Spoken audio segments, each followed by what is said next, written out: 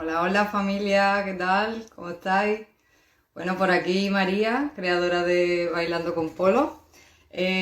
Hoy en las charlas entre polos tenemos a Magalí Annelo, que dejadme un segundín que, que la invite para que se una con nosotros, que por aquí anda ya. Y bueno, mientras de quién es Magalí y qué viene a contarnos. Ella es fotógrafa y profesora de fotografía, escritora también del libro El mundo detrás del telón. Hola Magali. ¿Cómo va?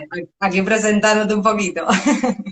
Está bien. Luchadora, luchadora donde las haya, mujer luchadora, con la creatividad a flor de piel y además aprendí incansable, que es brutal, todo lo que, la información que va cogiendo y no se cansa desde que fue diagnosticada.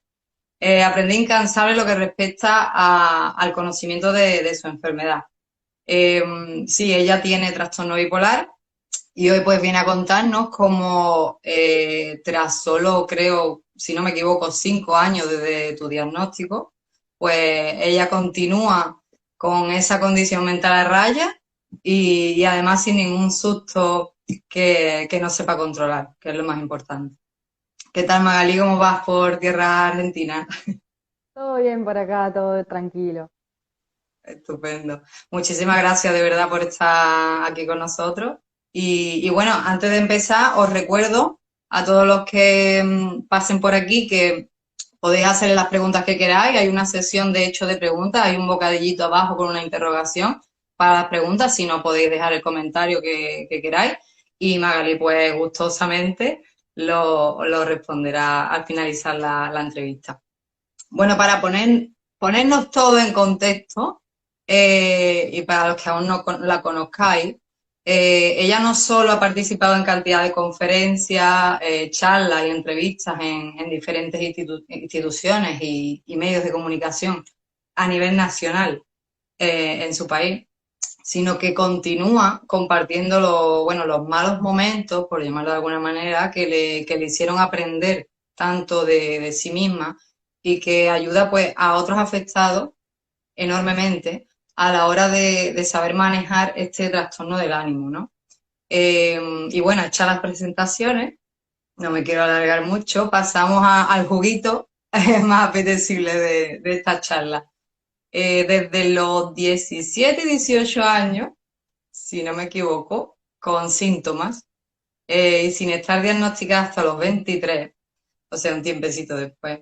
Creías bueno, que no tenías capacidad de ahorro, que perdías, bueno, perdías amistades, perdías trabajo y el detonante que te hizo acudir a la consulta de tu psiquiatra a mí me pareció muy curioso cuando me lo comentaste, es que fue cuando te preguntaste, ¿qué harían? ¿Qué van a hacer mis animalitos? ¿Qué van a hacer si yo no estoy? ¿Qué será de ellos, no?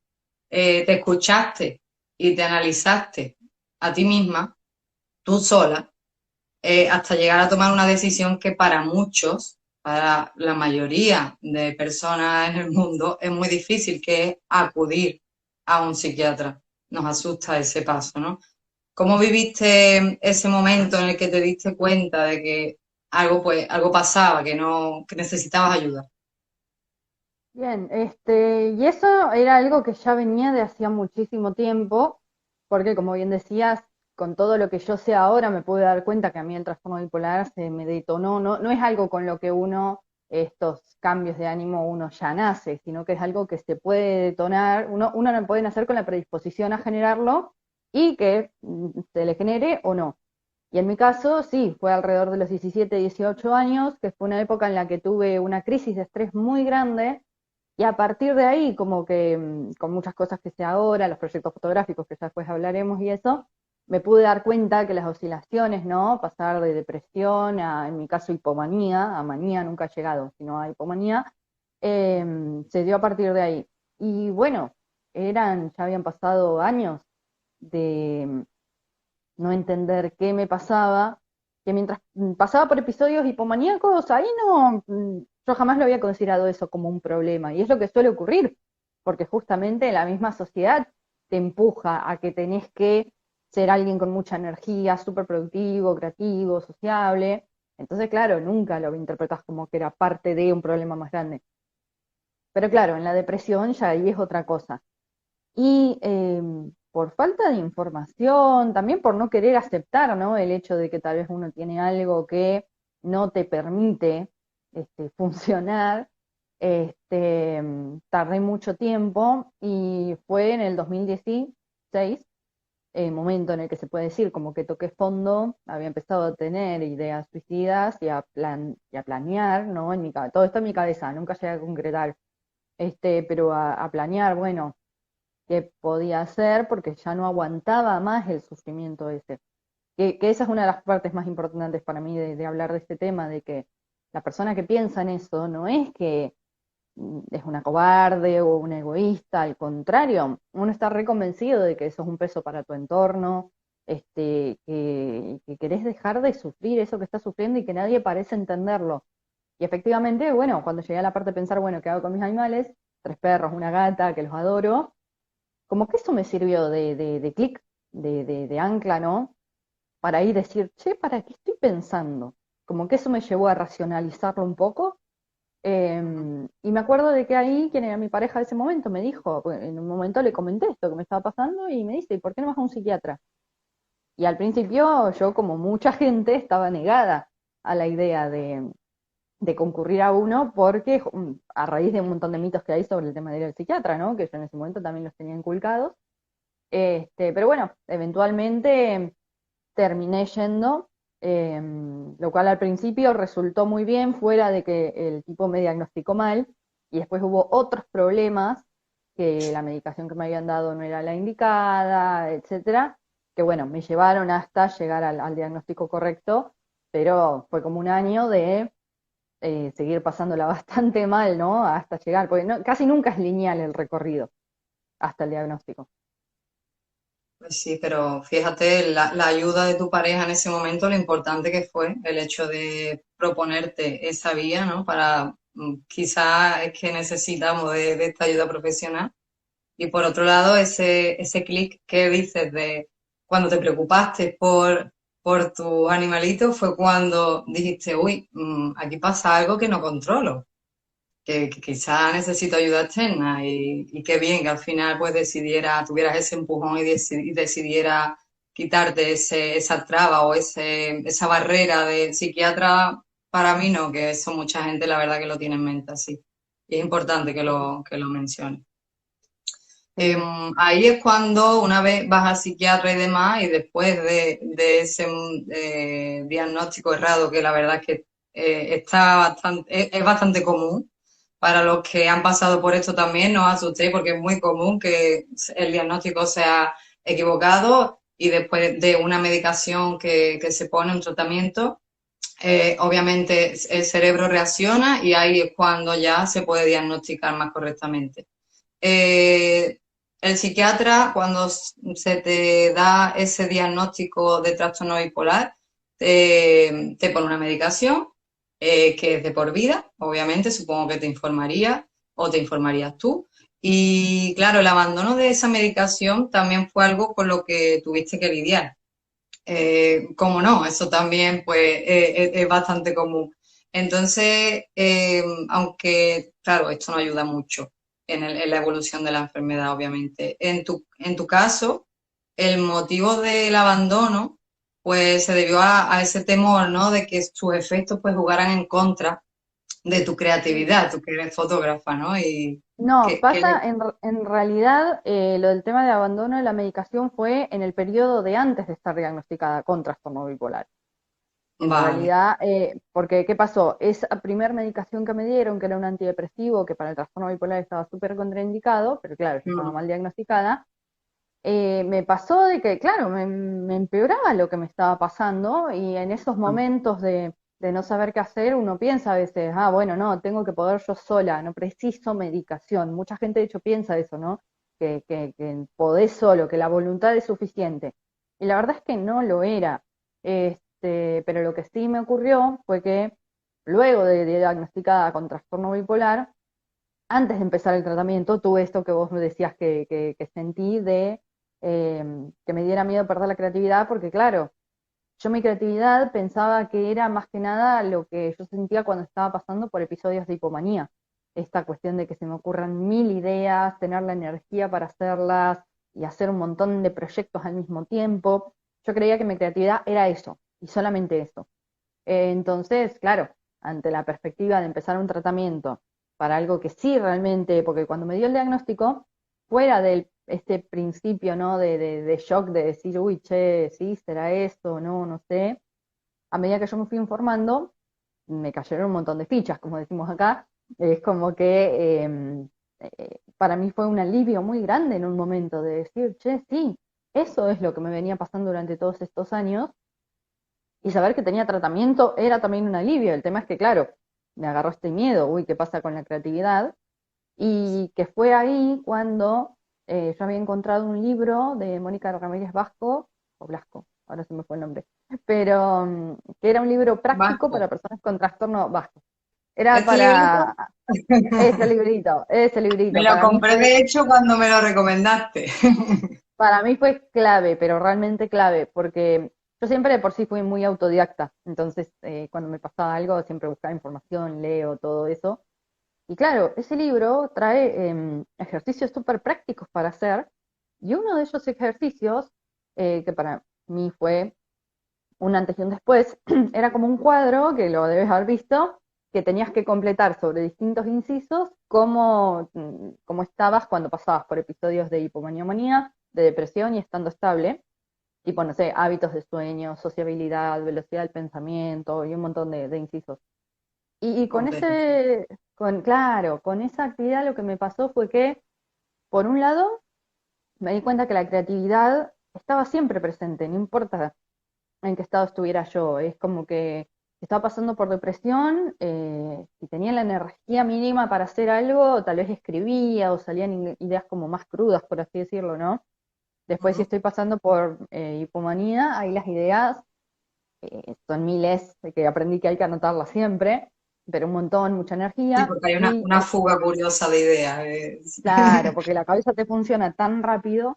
Y después, por otro lado, el tema de estando estable, ahí la creatividad seguía estando, porque se me seguían ocurriendo ideas, con la diferencia de que ya no tenía esa urgencia por llevarlas a cabo, entonces lo puedo armar con más tiempo, mejor pensado, ¿no? No, falta esa urgencia que es bastante densa, esa urgencia de sentir, uy, lo tengo que publicar ya.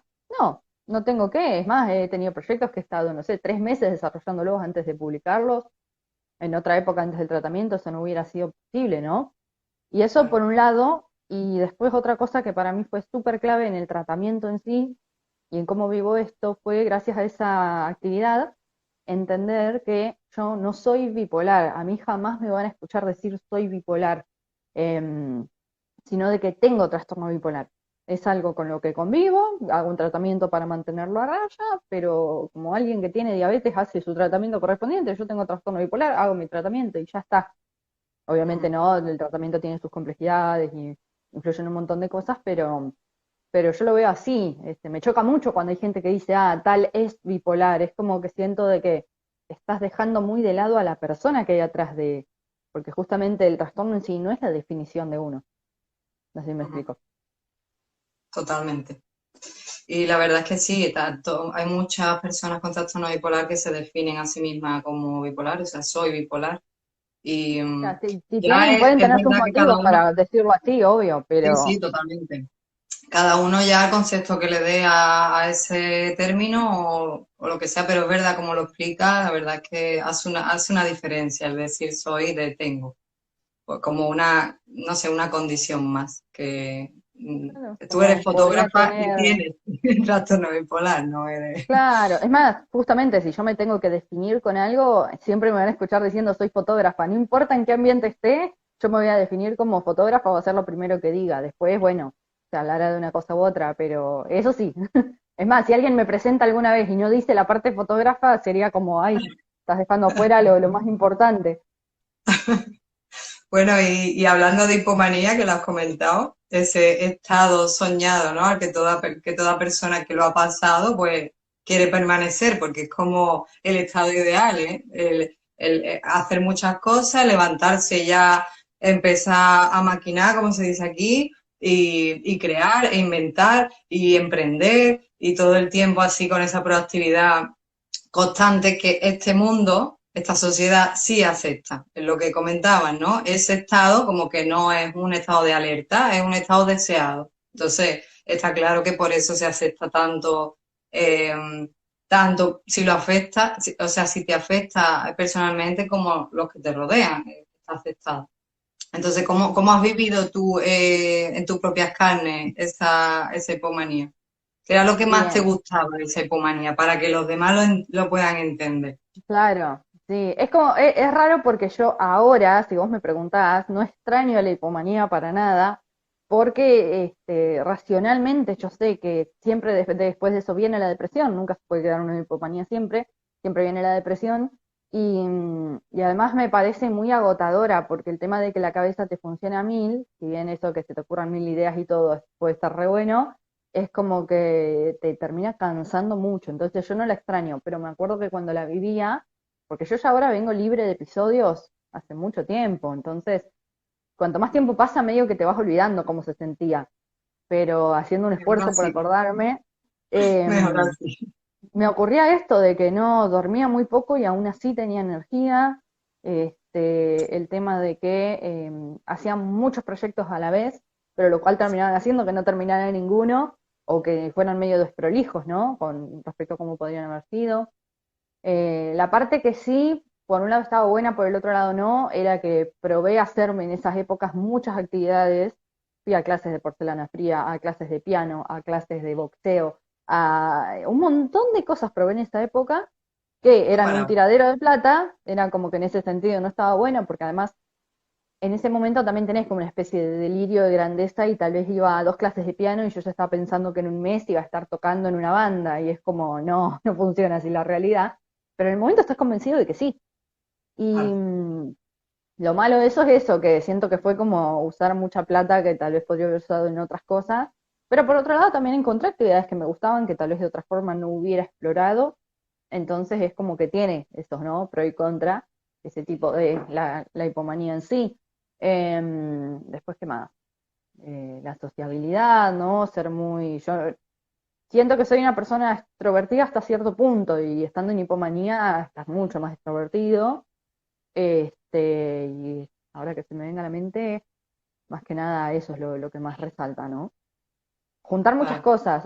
Eso también era algo de lo que pequé. Fui muy acumuladora de cosas porque en los momentos de hipomanía, no sé, tal vez pasaba por un contenedor donde la gente había tirado cosas y tal vez veía, no sé, un pedazo de madera que yo en el momento se me ocurría enseguida, ay, podría hacer un estante y lo pinto con esto y lo hago con aquello, y me lo llevaba a mi casa y después nunca lo hacía.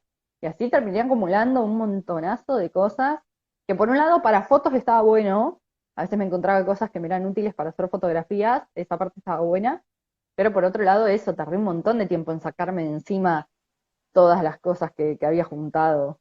Veías oportunidades de creación en cada objeto, ¿no? Que te encontrabas por ahí. Sí, sí. Bueno, y igual qué aprendizaje has tenido, tienes de esa fase, que digas tú, no sé, he aprendido de mí, que la sociabilidad esa que tenía tan extrema, pues en realidad no me gusta o no me representaba. No sé, ¿qué has podido aprender? Em, Bien. En cuanto a las cosas buenas, el tema de que las ideas siempre hay que anotarlas. Eso sobre todo cuando doy alguna clase de fotografía artística o eso siempre lo digo. Toda idea hay Importante. que ponerla en papel porque no confío en la memoria de nadie. Puedes tener una re idea y te olvidas. Entonces no, Sí, siempre sí. anotarla. Eso es algo que aprendí muy, muy potente. Em, y después sí, lo que no me gustaba era el tema de eso, de no poder ahorrar. Yo por muchos años estuve creída que era incapaz de ser una persona que pudiera administrar el dinero, ¿no? Y en realidad sí puedo, pero claro, en ese momento la cabeza te funciona tan a mil que terminás viendo oportunidades de cosas que en realidad no tienen mucho sentido para tu vida y terminás gastando de más, o muchas cosas del estilo, ¿no? Y algo que quiero aclarar acá, porque esto me retrotrajo a una experiencia que tuve una vez, yo siempre aclaro igual que el tema con el trastorno bipolar, tanto los episodios de hipomanía o de manía y de depresión, son un conjunto de síntomas, no es de que porque una persona cada tanto gaste plata en algo que no debe, listo, tiene un trastorno, no siempre lo aclaro porque ya me ha pasado, una vez me acuerdo de dar una charla y que cuando empezaba a contar estas cosas había gente diciendo, ay, che, soy yo, como si fuera re cool, ¿viste? Y no, a ver, es todo un conjunto de cosas y que lo que lo Mm, hace un trastorno a su vez es la duración en el tiempo y cómo te termina deteriorando la calidad de vida. Porque, a ver, hay un montón de gente que compra cosas que no necesita, pero uno con trastorno bipolar puede llegar entre los otros síntomas de eso, llegar a un punto bastante que no está bueno, ¿no? ujú. Sí, la verdad es que hay veces que nos confundimos, ¿no? Cuando hay un síntoma, bueno, la persona diagnosticada o los familiares que estamos cerca. Cuando vemos algo que nos recuerda a una previa de recaída y es algo que en realidad puede ser fugaz, pero nos recuerda es Claro. como que, "Ay, esto fue el detonante la otra vez". No, vamos a analizarlo, vamos a ser racionales, vamos a decir, oye, ¿qué sintomatología es la que tenía Tal entonces? cual, Tal, porque a tal, ver, tal, tal. no, claro, no, a ver, no, el hecho de que alguna vez me haya pasado eso no me exime de que nunca más vaya a hacer un gasto en algo que después digo, ¿para qué lo compré? Eso le pasa a todo el Claro. mundo. ¿No? El tema es más, a mí misma me ha ocurrido de tal vez de un día hacer una compra y después decir, che, pará, ¿esto posta lo precisaba o no? Y como, pero que siento que ahora ya estoy en un punto en el que puedo distinguir, ¿no? Si puede ser un comienzo, un episodio o no, o sea, lo que se llaman pródromos, ¿no? Y, Ujú, pero eso justamente tiene que ver mucho para mí con el tema de la psicoeducación, que el aprender de que este trastorno puntual tiene una forma de operar, tiene unos síntomas de base, que después en cada persona se pueden tal vez visualizar de forma medio diferente, pero los síntomas de base son los mismos. ujú, Em, y el tema está en que la psicoeducación personalmente me la hice yo sola, como te digo, porque yo de por sí soy muy autodidacta, pero ahí yo siempre hago hincapié en el tema de que siento que los profesionales tienen que encargarse fuerte de esa parte, ¿no? ujú. Tanto de la Y persona también, afectada como su familia o su entorno más pues sí, cercano. la verdad que sí. Ese combo, ¿no? Necesario para combatir todo lo que puede venir con la enfermedad y para regularla y estabilizarla y llevar una vida como uno quiere llevarla. Porque también desde Importante eso. afuera hay que, justamente, es exactamente esto que decís. A veces desde afuera algo puede parecer un inicio de un episodio, pero tal vez no lo es. Y creo que ahí entra el tema de, primero, conocer cómo opera el trastorno en sí, y también conocer a ese familiar o a ese allegado, ¿no? De qué Ujú, cosas le gustan, porque tal vez, no sé, de repente, sigo con el ejemplo del gasto de dinero porque es uno de los más sencillos, pero puede aplicarse a otras cosas.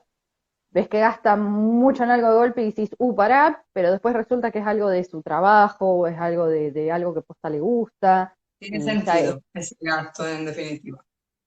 claro, o sea, exactamente, porque a veces ocurre de que una persona con trastorno bipolar, no sé, se enoja por algo, y a veces el entorno, si no está informado, dicen, listo, un episodio, ¿tomaste la medicación? Que es como súper invasivo además cuando te preguntan eso, y es como, no, a ver, si pasó algo que ameritaba enojo, no es que porque tenemos trastorno bipolar no sentimos emociones o no podemos sentirlas. Sí, nos tenemos que cuidar de las emociones fuertes, pero en la vida te pasan cosas. Si te pasa algo nuevo, algo bueno, te vas a alegrar. Si te pasa algo malo, te vas a entristecer o enojar. Y es lo Ujú, normal, ¿me explico? claro. Este, Que esté relacionado con el acontecimiento, con lo que, las circunstancias, que esa, no sé, esa irascibilidad, ese enfado, pues tiene un detonante lógico, que es importante lo que comentas, porque muchas veces el hecho de que salte algo que nos puede alertar a nosotros como familiares, porque nos asustamos, ¿no? Que pueda repetirse otra vez otro episodio, estamos así como con el miedo siempre latente. Eh, Ahí la información no solo la teoría, la psicoeducación que ayuda muchísimo, sino en cada caso personal, la velocidad es distinta, la intensidad es distinta, los pródromos se dan en unas personas, uno en otros otros, aunque hay comunes, como tú dices, pero simplemente, aparte de tener la teoría clara, vamos a conocer, a comunicarnos con nuestro familiar y vamos a saber eso, sus gustos, sus deseos, sus prioridades, y ahí cuando ya vemos algo que no cuadra con lo que conocemos de esa persona, pues ahí analizamos sin miedo, un poquito de atención, un poquito de también ver cuándo empezó ese cambio, y cuánto tiempo está durando, 5 o 6 días, ya dice, vale, puede ser que estemos en una fase de aviso, de vamos a ponernos manos a la obra, vamos a comunicarnos familiar cuidador y personas diagnosticadas y vamos para adelante los dos. Y así es como se combate, no hay otra forma, la verdad. Tal cual, Y, y es re importante además, yo siempre recalco mucho esto de que el tratamiento no es solamente lo farmacológico, porque viste que a veces ujú, pasa mucho de que la gente se centra en eso, estás medicado, listo, ya está. Y la cuestión es que no, lo farmacológico es una base, porque obviamente acá estamos hablando de en el trastorno bipolar algo que hay una afección a nivel cerebral y hay que compensarla con la medicación y no hay otra. sí o Entonces, sí. la medicación es la base, pero después entra también la terapia psicológica, que la que se llama cognitivo-conductual es la que mejor se indica para esto, o la que mejores resultados ha demostrado que tiene, pero después el Ujú, entorno en el cual la persona está, esto es muy, muy, muy, muy importante y muchas veces se lo deja muy de lado, porque ¿qué pasa? Siempre tiro este ejemplo. Si una persona, no sé, que tiene depresión, toma su medicación, es la medicación correcta. Va a terapia y es la terapia correcta, pero llega a su casa y los familiares no descreen el diagnóstico, le dicen que tiene que ir a misa para curarse, le dicen que le falta voluntad, lo bardean, todo eso. Todo bien, ahí no hay ni fármaco ni terapia que aguante. O sea, esto es una desde parte luego. súper importante y es lo que más suele fallar, porque en muchos casos que me han contado, ¿no? De gente que les cuesta un montón sobrellevar esto, no es tanto porque les falte la medicación o la terapia psicológica, sino porque el entorno es muy desfavorable o es un entorno que no está informado y que ni tiene la predisposición de informarse. Porque una cosa es, bueno, no saber y tal vez gente que le cueste llegar a la información o que los profesionales no se preocupen en explicar. Y otra cosa son estas personas que no les importa aprender nada. Cómo ven ellos las cosas son así y ya está. Y esa es la gente que después uno se tiene que terminar alejando, Mm. porque si no te terminan consumiendo y cuando se podría estar bien, Sí, esas personas tóxicas que al final te hacen más mal que bien. oh, Y eso que comenta es como es verdad que lo puntualizó Sergio Galindo en la anterior entrevista, que decía que es como el trípode esencial, ¿no? Medicación, psicoterapia y entorno. Si uno falla, se tambalea y se cae la cámara, ¿no? Del trípode. tal cual, es así, es que sí. Hablando de la depresión, como estabas comentando, por otro lado, me comentabas tú cuando nos vimos que fue lo peor, ¿no? Que tú recuerdas, esa fase depresiva. Entonces, llegando a considerarla como el problema en mayúsculas en tu caso, claro está, en tu batalla contra este descontrol que estabas viviendo. Bueno, me gustaría compartir de hecho, una frase tuya que decía, la depresión es algo que te dinamita, te boicotea, te deja ciego o ciega de cualquier mínima cosa buena que poseas, te invade, te consume, te hace agonizar, aunque desde afuera nadie lo pueda ver. Eh, la verdad es que leyendo esto, ni siquiera así nos podemos hacer una idea de lo fulminante que es la depresión, pero cuéntanos qué ha sido para ti lo peor de esa fase depresiva. Y para mí son dos cosas. Por un lado, el hecho de que la depresión, al contrario de lo que hay gente que piensa, te quita la fuerza de voluntad. Porque viste que pasa mucho de que hay gente que dice, bueno, ponele onda, ponele garra, vos podés. Y es como la depresión, cuando es grave, sobre todo, te quita la fuerza de voluntad. Entonces no hay mucho que podés hacer, no funciona de esa manera, ¿no? Y eso es horrible porque vos tal vez tenés toda la predisposición para estar bien, pero hay algo que no funciona y que no podés controlar. Eso es muy desesperante. Y después el tema de la apatía. Para mí, la fatiga, el no tener energía, por más que durmieras 8 horas y todo, no tener energía para hacer las cosas para mí es horrible.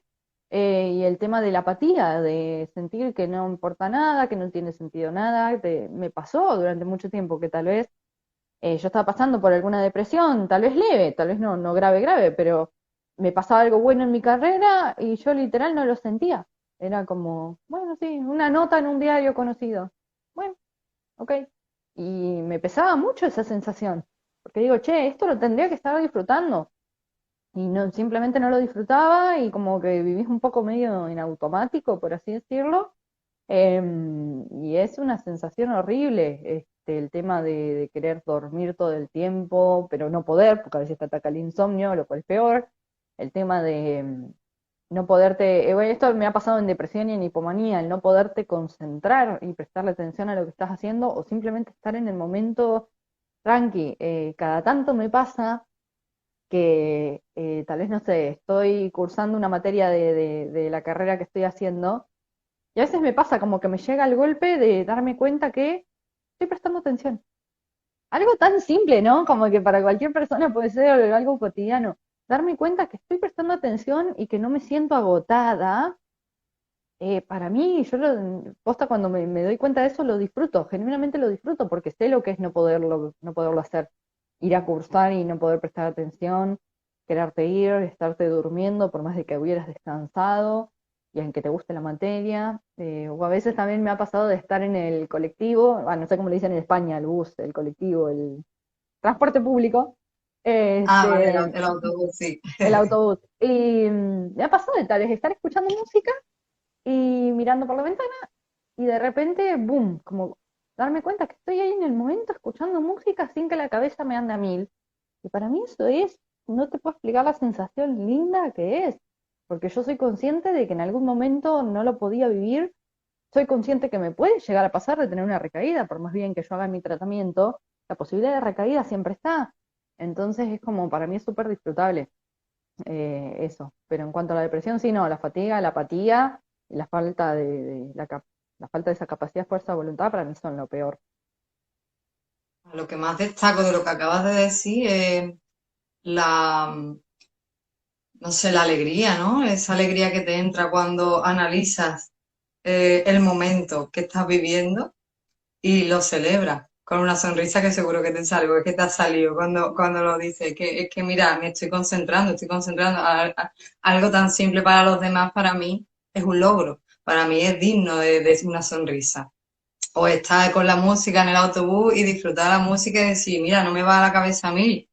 Es importantísimo también eso, el celebrar cada logro, el darse cuenta, el ser realista y decir, joder, cómo he estado antes y ahora me comparo y qué alegría haber llegado a esto, qué alegría, qué bien me siento gracias a mí misma, gracias a la ayuda externa y demás, he conseguido esto, qué logro, qué bien, ¿no? Tener esta salud ahora mismo y poder disfrutarla.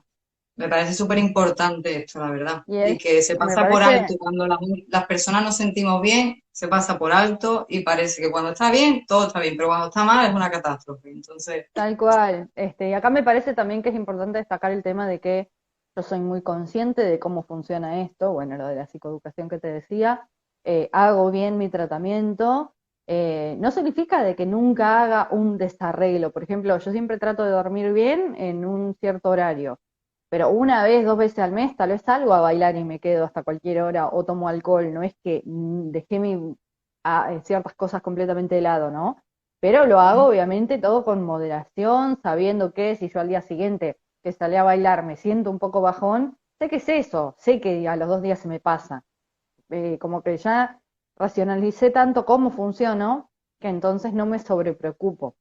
Eh, sí, me ha pasado tal vez de en algún momento sentirme un poco mal y decir, uy, pará, ¿qué está pasando? Y como que ahí yo misma me pongo en alerta, pero a su vez yo soy consciente ahora de que tengo una red de apoyo, ¿no? Me ha pasado de tal vez estarme sintiendo medio mal por algo y escribirle a un amigo que sé que ha pasado por depresión y que lo entiende y poder hablarlo con él y analizarlo y después ser consciente de que si, bueno, se alarga demasiado en el tiempo, ok, bueno, hola psiquiatra, ¿cómo va?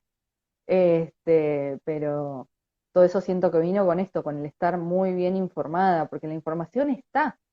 Me parece una picardía que uno mismo tenga que a veces buscarla. Como te digo, acá yo siento que el rol de los profesionales es clave y no ujú. ocurre tanto, por desgracia. Si hay un montón de libros, hay un montón de folletos, hay videos en internet, tendrían que acercarle todo eso a la gente. Porque para mí lo más clave es eso, la psicoeducación es también uno de los pilares del tratamiento, me parece. Lo agregaría, ¿no? Al trípode ese, le agregaría una pata más, una parte más de la psicoeducación. Ujú. Y tanto. Hablando de los aprendizajes y demás que nos has comentado antes, tras todo lo malo que has vivido, ¿crees que tus familiares y seres queridos más cercanos que más te apoyan, te han apoyado y demás en este tránsito, en este camino todavía que estás recorriendo, ¿no? Con la enfermedad? Ellos, ¿tú ves que han aprendido algo para ayudarte bien? Y digo ayudarte bien, porque hay una diferencia entre el intento de ayuda sin información y sin conocimiento y el ayudar bien. No, obvio. Para mí sí. No lo he podido ver tanto en la práctica por el hecho de que, como te digo, vengo libre de episodios hace mucho tiempo. Pero sí algunas partes de la familia siento que están mejor preparados, ¿no? Para algo de este estilo. Em, y es re importante saberlo. Y tanto, la verdad es que muchas personas se ven así un tanto huérfanas, por decirlo de alguna manera, un tanto sin apoyo, sin ayuda, y es verdad que eso se nota, ¿no? A la hora de afrontar este tipo de cosas. Es verdad que tú has sido muy consciente, eres muy consciente, eres muy consecuente, importante la palabra, porque el ser consecuente te lleva a, si hago algo, eso tiene una reacción en mí. Esto tendrá unas consecuencias en mi estado anímico, y eso es obvio, tal y como me puede pasar a mí, que salgo y si bebo o lo que sea, al día siguiente no puedo asombrarme de que tenga resaca, no puedo decir, madre mía, pero esto de dónde viene, ¿no? Esto es lo mismo lo que comentabas tú, si yo me acuesto tarde y me afecta al día siguiente o los 2 días después en mi energía o en mi, no sé, en mi estado anímico, ya tengo el porqué. No puedo hacer cosas sin después ser consecuente, como hay muchos todavía, por desgracia, diagnosticados y no, que esto, Sí, esto pasa, lo está he muy visto mucho condicionado. esto de, ay, no sé por qué me siento mal y 2 días antes habían hecho un desastre y es como de, bueno. Claro, solo hay que tener un poquito de autoescucha y bueno, Mm, sabe cómo se siente uno y por qué, tal que todo cual, tiene tal su cual. motivo. Bueno, ahí entra mucho el tema de que al principio del tratamiento, una de las cosas que para mí es clave es sentarse, que esto uno lo puede hacer solo o lo puede hacer en el espacio terapéutico, ¿no? El tema de descubrir qué cosas te pueden detonar episodios, porque justamente hay algo que se llaman detonantes, que son esas situaciones que te pueden predisponer a tener un episodio de hipomanía, comaníaco, depresión, lo que fuera. Y me parece que es re importante darse cuenta cuáles son y en base a eso actuar, ya sea, si no es algo importante para tu vida, bueno, dejarlo de lado. Si en cambio si es algo importante en tu vida que no puedes dejar de lado, bueno, ahí entra la terapia, poderlo trabajar en terapia. A mí, por ejemplo, Ujú. me ocurría de que, no sé, ir a un bar. Al salir a bailar a los boliches, la disco, eso me encanta, pero el bar, el que vas y te sentás en la barra, eso no me gusta para nada. Y me acuerdo que en su momento, que a veces iba con alguna amistad a un bar o algo, me terminaba teniendo algún episodio cuando todavía no estaba diagnosticada ni tratada, porque era una Ujú. situación que para mí era sumamente estresante. Entonces, ¿qué pasa? Un día me di cuenta, che, yo esto no lo preciso para mi vida, no voy a ir a un bar. ¿Para qué me voy a Fue, exponer a eso? Muy pocas veces lo he hecho después y también me pasa, tal vez ya no me da un episodio, pero sigo sin sentirme del todo cómoda, entonces lo evito. En cambio, también me pasó que por mucho tiempo me estresaba un montón, y acá cabe el paréntesis de que las personas con trastorno bipolar nos tenemos que cuidar mucho del estrés, más que el común de la gente, porque el estrés es el mayor inductor de episodios, el tema de manejar mi cuenta de Instagram, porque a mí me interesaba llegar a gente, a mí me interesaba tener trabajo como fotógrafa, y todo el tema de manejarme el marketing y todas esas cosas, me estresaba un montón, sobre todo por no ver resultados, ¿no? De los resultados que esperaba. Pero eso no podía decir, bueno, no lo hago. Eso era algo que era necesario y con terapia, muchas sesiones de terapia, terminé llegando a un punto en el cual me empecé a sentir más cómoda con el tema, adquirí herramientas y, y ya no me estresa en ese sentido como antes. pues qué bien, sí, trabajar en lo que a uno le interesa o no sé, que una de las cosas que necesita para su desarrollo profesional en tu caso o personal e ir quitando lo que sobra. Es eso, Claro, escucharse a uno sí. mismo y decir, preferencia, no necesito ir a un bar, si a ti no te gusta ir a un bar y charlar con los amigos y darle que te pegó, pues ¿para qué voy a ir? Prefiero bailar. Pues cuando vayan a bailar me sumo. Listo. Sí, no, Eh, en general salgo sola, no me gusta salir con gente, pero sí, no, eso tal cual. Y el tema creo que sí, la parte que para mí es más difícil para muchísima gente, y acá de nuevo volvemos al tema del entorno, es que hay veces que incluso puede pasar de que alguna persona sea un detonante, o actitudes que tenga cierta persona sea un detonante, y a veces ocurre que te podés alejar de esa persona y ya está, o hay veces que la persona, no sé, porque vive en ese lugar, no puede pagarse irse aparte o lo que fuera, tiene que convivir y no hay caso y ahí ya se vuelve mucho más complejo, ¿no? Ujú. La verdad que sí, el entorno, bueno, si tienes un compañero de trabajo que te hace la vida imposible, si tienes a alguien en casa, en el mismo núcleo familiar, que, no sé, que tiene algún tipo de maltrato o trato tóxico hacia ti, es verdad, es analizar eso, analizar qué te rodea para que todo esté conforme a lo que uno necesita. No hay más. Exactamente. ¿Qué consideras, volviendo al tema de la familia, qué es lo que no puede faltarle a un buen familiar cuidador y que es esencial también para que la recuperación de alguien con este trastorno pues, pueda ser positiva? Bueno, lo que ya dije y lo recalco porque para mí es una de las bases importantes que se informe, que no espere a que la persona diagnosticada le haga de profesora de lo que le pasa. Para mí ahí tiene que haber cierta diligencia de los familiares de buscar información por su cuenta con criterio, porque tal vez alguien dice, ah, yo busqué en un blog en internet. Y bueno, no, pará, visita profesionales varios, no te quedes con lo que dice una sola persona. Fuente fiable, Eh, fuente fiable. Fuentes fiables, tal cual, ¿no? Lo que dice Pepito Mengano en internet. Buscar eso, buscar información, abrir el espacio para el diálogo sin juzgar y correrse de esta posición de siempre querer aconsejar, de la frase yo que vos haría tal cosa. Como, bueno, para no sos yo, no tenés vos trastorno bipolar, no me vengas a decir cómo tengo que hacer algo que tal vez yo ni estoy pudiendo manejar. Me parece que una de las cosas claves es eso, abrir el espacio de escucha y que la otra persona pueda confiar en vos para decirte, che, creo que estoy por tener un episodio, o me di cuenta que tal cosa me puede detonar, vos me puedes ayudar de tal manera, y generar un plan de acción, ¿no? De decir, bueno, si me ves de cierta forma, hace o no hagas tal cosa. Em, Porque hay veces que ocurre que si una persona tiene un episodio, tal vez no necesita que la otra persona haga una cosa maravillosa, sino tal vez solamente que te acompañe y esté ahí en silencio con vos y eso ya es suficiente para calmarte un poco, o que te saque a Ujú. pasear, o que no esté, que te deje un minuto de soledad. Eso ya es muy personal, ¿no? Y cada persona diagnosticada va a tener que hacer ese proceso de descubrir, bueno, si estoy en un episodio, qué quiero que hagan desde afuera, y de afuera tienen que abrir ese espacio, ¿no? De poder intercambiar esto. Claro, importante. Bueno, y vamos, ya hemos llegado al plato fuerte de esta charla. Estaba deseando llegar aquí y os cuento. Magalí, como fotógrafa autodidacta, que ya lo ha dicho, comenzó a tomarse algunas fotos de tanto antes como después del diagnóstico.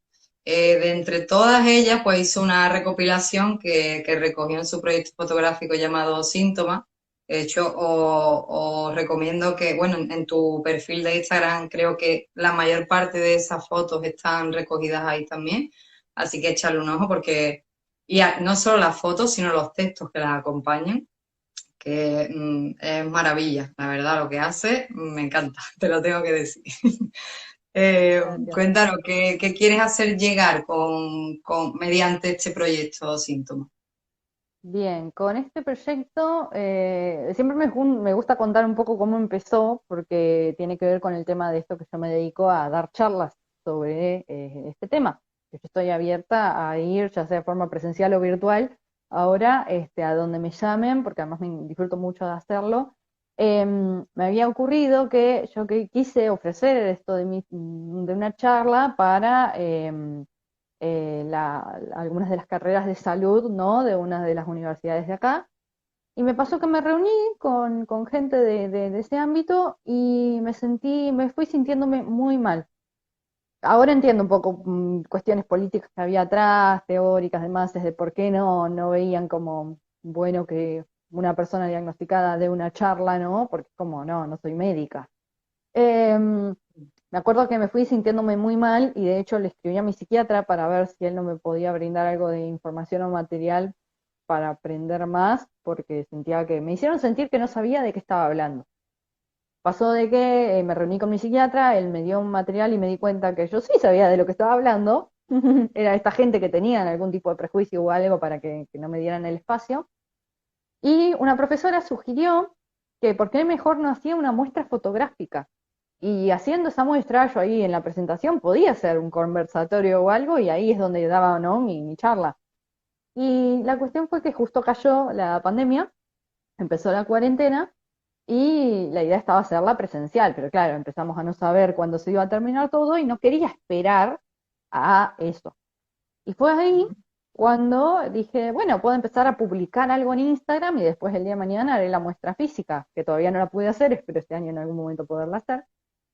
Y viendo de nuevo mi trabajo, ahí fue que fue muy loco de vivir, porque me di cuenta, viendo fotos que había hecho antes del diagnóstico, que muchos de los síntomas se veían muy claritos. Porque ¿qué es lo que pasa? Yo saqué una foto por día durante todo un año, 4 veces lo hice, de las cuales 2 veces lo terminé, hice una por día durante un año y otras 2 veces no, quedó medio a la mitad. Y de estos proyectos, 3 de ellos fueron antes del diagnóstico. Ujú. Entonces es como que me di cuenta que había quedado todo un diario visual de un montón de cosas que yo había pasado y mirándolas podía decir, che, yo estaba pasando por hipomanía, yo ahí estaba en depresión, la fatiga, me acuerdo que me impactó mucho que antes del diagnóstico yo a veces me hacía muchas fotos durmiendo, no sé, me tiraba una almohada entre las plantas y me sacaba una foto durmiendo. Y para mí ese era como mi comodín. Yo sabía que si un día no se me ocurrían ideas y estaba cansada, agarraba, me sacaba una foto durmiendo y ya está, podía cumplir con el proyecto. Y al día de hoy me doy cuenta que en realidad lo que había pasado, lo que pasaba ahí era el tema de la fatiga. No era de que no se me ocurrían ideas, era que estaba tan cansada que no podía, no tenía la energía para hacer otra cosa. Y así con un montón de fotos. De hecho, también me pasó con una foto puntual, que ahora yo la relaciono a la apatía total, porque vos me ves la cara, la expresión y es otra persona, eh, que yo una vez escribí todo un texto, que ahora lo leo y digo, estaba ahí el trastorno bipolar y nadie lo vio, porque vos lo lees ahora y yo ahora digo, uy, qué obvio, pero en ese momento nadie lo vio y que en ese texto me acuerdo clarito que yo escribía sobre que estaba en un pozo, la típica alegoría del pozo, ¿no? Que se usa mucho en la depresión, Ujú. para hablar de depresión, y que necesitaba una herramienta para salir del pozo. Y terminó pasando con él a lo largo de los años y con cómo se dieron las cosas, que el diagnóstico fue la herramienta. Porque justamente sabiendo qué me pasaba, sabiendo que tiene un tratamiento y todo lo que ya venimos hablando, ahora estoy como quiero estar. Salí de ese pozo, pero porque la herramienta fue esa, ¿no? Y entonces, bueno, fui Bueno, recopilando y ahí quedó, fue tomando forma síntoma, que es un proyecto que en sí no está cerrado, porque tal vez en algún momento hago una foto nueva, escribo un texto nuevo que siento que puede ir ahí. Son como 25 fotos, o sea, necesito un museo entero para exponerlas todas, y tanto, pero, ¿eh? y tanto. Sí, pero nada, más que me gusta siempre recalcar esto de que este proyecto medio que nació un poco de una negativa para que yo no hable y, y al final terminó trayéndome muchas cosas muy lindas porque gracias a ese proyecto me convocaron para 2 congresos internacionales, uno de ellos de España, mostraron mis fotos en la televisión catalana, pasó otra cosa muy linda que todavía no la puedo contar, pero en junio ya se viene y que tiene que ver también con todo este trabajo, eh, y, y de otra forma tal vez no se hubiera dado, ¿no? También la pandemia me dio el tiempo para poderlo trabajar, porque si hubiera tenido que estar cursando en la universidad, tal vez no iba a tener el tiempo. Pero, así que en ese sentido la aproveché bastante, la cuarentena. Pues mira, un ejemplo perfecto de cómo un fracaso o un rechazo lo aprovechaste y te cogiste impulso para crear todo lo que has creado. Así que en las bajonas y en los malos momentos, a venirse para arriba, que siempre hay oportunidades que aprovechar y aprendizajes que echarse a la mochilita. Sí, en ese Que sí, sentido siento que cualquier negativa en cuanto a este tema siempre me funciona de combustible, porque alguien viene y me dice, no, no puedes dar una charla en tal lado porque, no sé, no hay que hablarle este tema a adolescentes, que una vez me dijeron algo así. Y es como, oh, no, pará, ¿por qué no hay que hablar este tema con adolescentes? Y ahí empiezo a pensar ideas, ¿no? De cómo hacerlo y después hago la experiencia y sale todo bien. Y siempre lo uso de combustible. Si alguien me dice una frase, no sé, la otra vez había leído algo sobre que hay, a la gente que está depresiva le gusta estar así.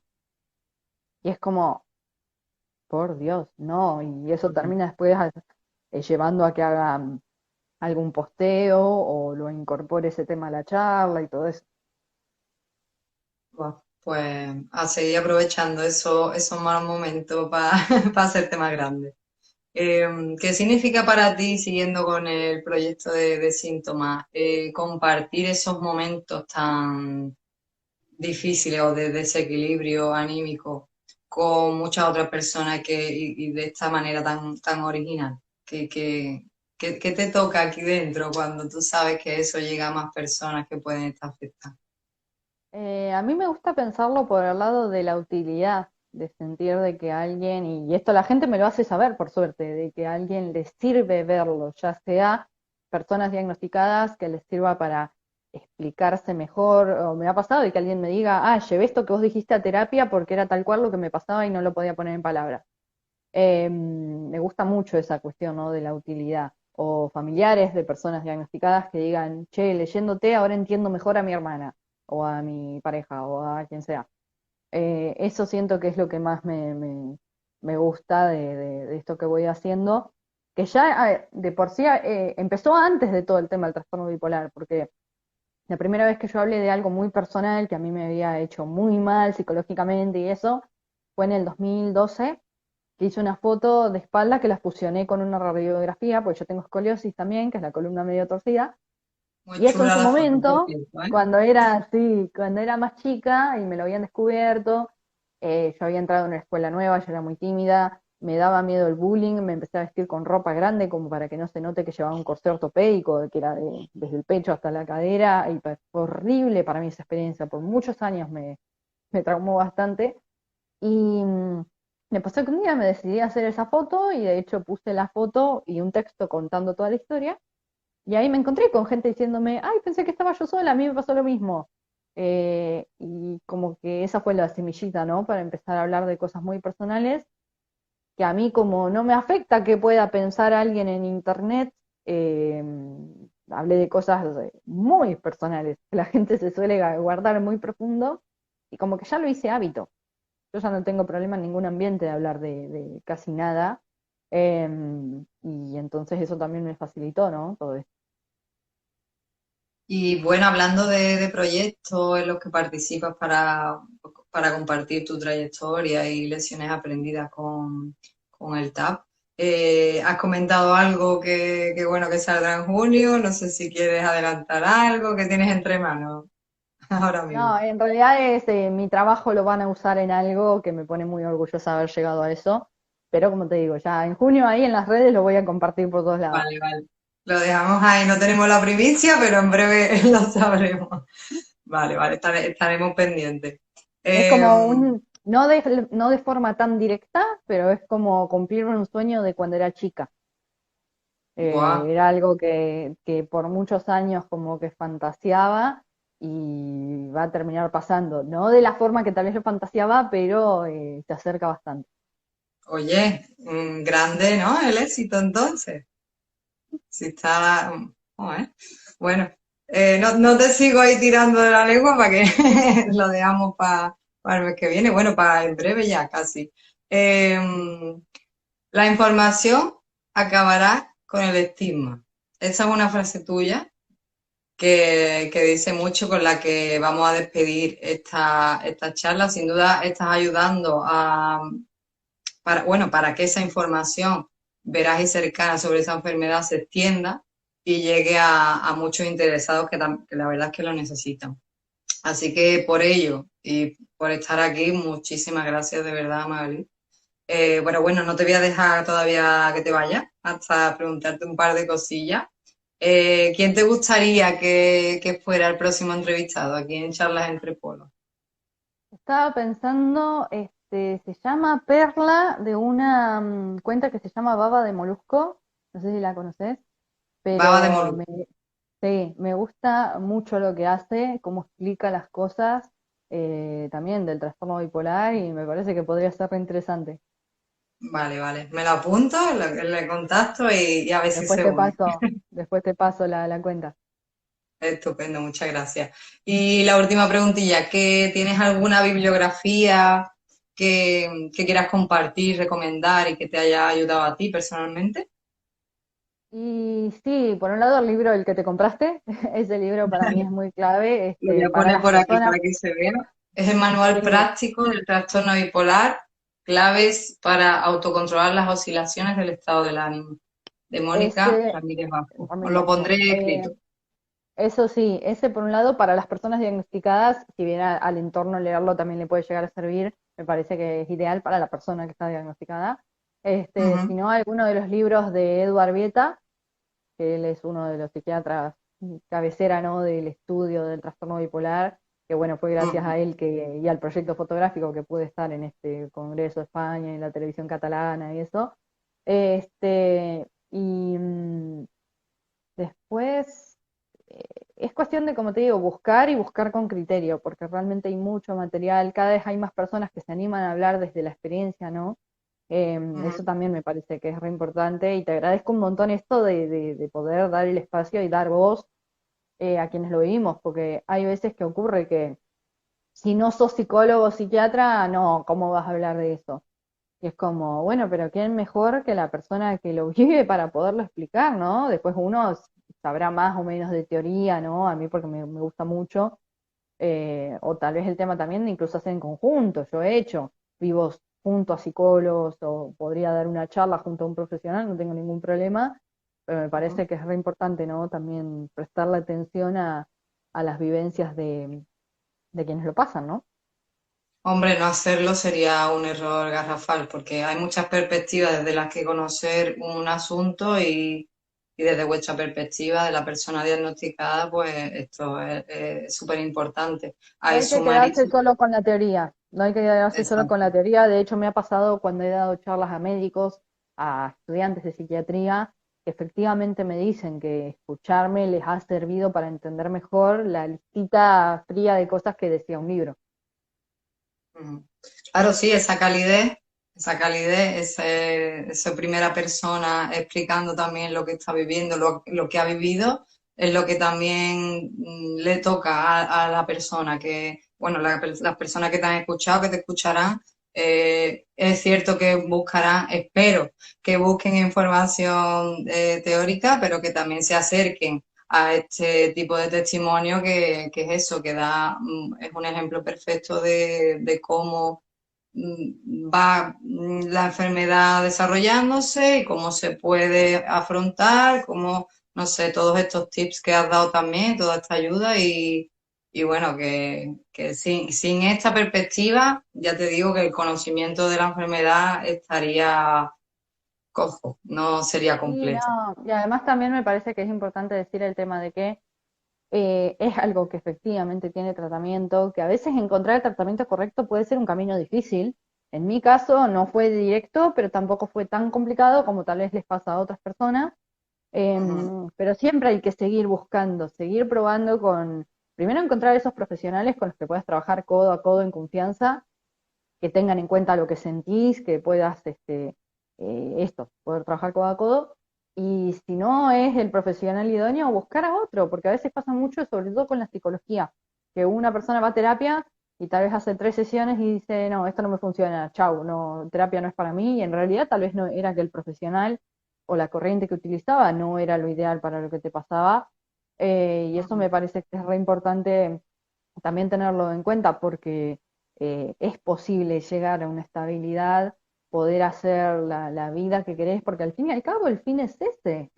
Cada persona verá qué es lo que quiere para su vida. Yo personalmente quiero poder trabajar de lo que me gusta, estudiar. Ahora estoy estudiando una carrera que no tiene nada que ver ni con la fotografía, ni con esto que hago del trastorno bipolar, nada que de nada, pero me está gustando mucho y la idea es que a mi sostén a futuro sea eso y simplemente poderlo hacer, poder disfrutar de hacer las cosas que quiero sin estarme cayendo del sueño, sin estarme haciendo 30.000 cosas al mismo tiempo y no concretar ninguna. Para mí eso es lo más importante en mi caso.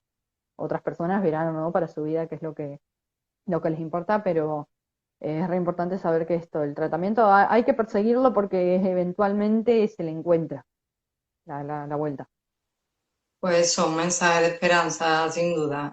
A seguir dándole caña, a seguir luchando, a seguir intentando convivir para las personas que todavía no han encontrado esa estabilidad o no han dado con ella, porque se tienen que conocer un poquito más, tienen que conocer un poquito la enfermedad más y nada, a seguir para adelante y estando bien. Como lo estás tú, disfruta, sigue disfrutando, sigue celebrando esos pequeños momentos que celebra, que me ha dado mucha alegría que lo veas desde ese punto de vista no sé, con esa felicidad y con ese carpe diem de qué bien que estoy en este momento bien y disfrutando de mí misma y de lo que me rodea.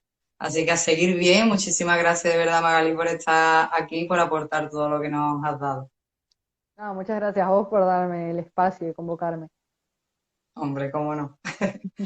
Buscaré al próximo invitado, que espero que se una y nada, muchísimas gracias de verdad por darnos esa referencia.